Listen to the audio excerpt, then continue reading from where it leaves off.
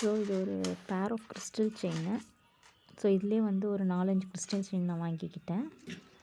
So இந்த crystal chain hang பண்ணுறதுக்கு ஒரு 5 லேயர்டு அந்த பேஸ் லாக் வாங்கியிருக்கேன் நான். ஜுவல்லரி ஒயர், இன்விசிபிள் செயின்லாம் இப்போ பண்ணுறோம்ல, அந்த ஜுவல்லரி ஒயர் இது.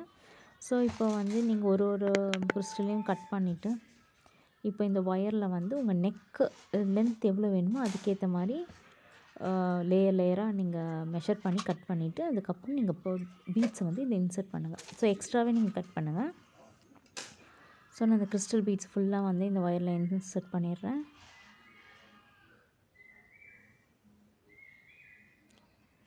இப்போ வந்து நம்ம கியர் லாக்கு. ஸோ இந்த கியர் லாக்கை வந்து இதுக்குள்ளே இன்சர்ட் பண்ணிவிட்டு,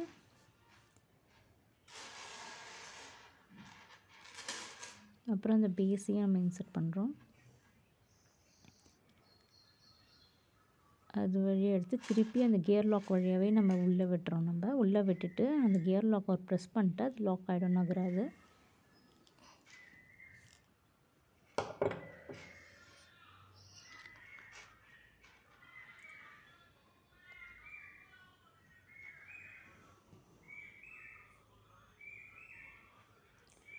ஸோ அந்த ஒயர் எக்ஸ்ட்ராவாக வெளியே இருக்கிறத வந்து அந்த பீட்ஸ்குள்ளேயே நான் இன்சர்ட் பண்ணிடுறேன்.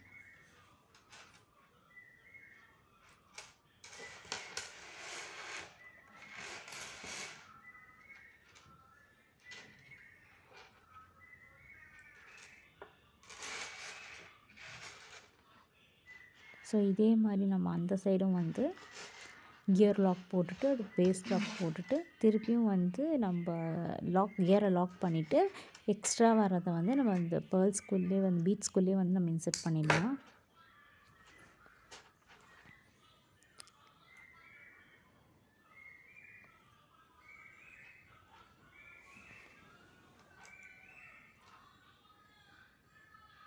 ஸோ ரொம்ப எக்ஸஸாக இருக்கிறதுனால நான் கட் பண்ணிக்கிறேன்.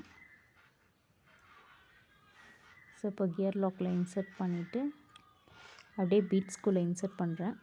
அது ரொம்ப சின்னதாக இருக்கிறதுனால கஷ்டமாக இருந்தது. ஸோ அதனால் வந்து நான் ப்ளேயர் வச்சு அந்த ஒயரை வந்து நான் இழுத்து விட்டுக்கிட்டேன்.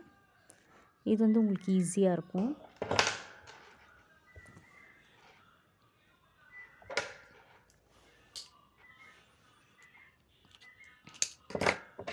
ஸோ நல்லா டைட்டாக இழுத்து விட்டுட்டு நீங்கள் கியர் லாக்கை ப்ரெஸ் பண்ணிங்கன்னா அது லாக் ஆகிடும்.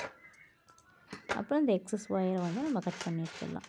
நம்ம ஏன்னா ரொம்ப டைட்டாக பண்ணதுனால உங்களால் திருப்பி இன்சர்ட் பண்ண முடியாது பீட்ஸ்குள்ளே. அதனால் நீங்கள் அதை எக்ஸ்ட்ராவாக கட் பண்ணுங்கள். ஒரு 2-3 பீட்ஸுக்கு இன்சர்ட் பண்ணால் போதும்.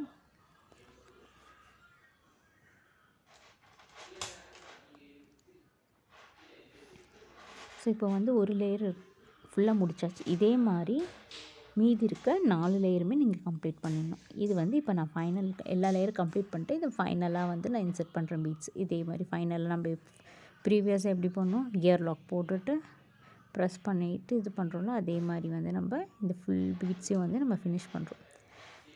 இது வந்து நான் ப்ளெயினாக பண்ணியிருக்கேன். இல்லை நடுவில் வந்து உங்களுக்கு ஏதாச்சும் கிறிஸ்டல்ஸ் வேறு ஏதாச்சும் பீட்ஸ் கலந்து பண்ணால் கூட, கோல்டன் பீட்ஸ் கலந்து பண்ணாலும் பண்ணலாம் நீங்கள்.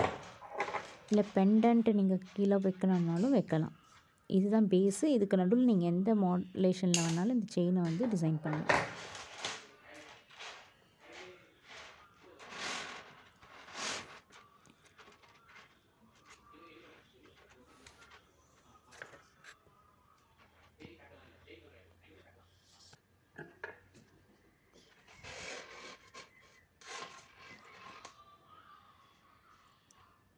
ரெடிமேட் நெக் பீஸ் வந்து உங்களுக்கு அவைலபிளாக இருக்கும். அது இதோட ஜாயின் பண்ணிக்கலாம்.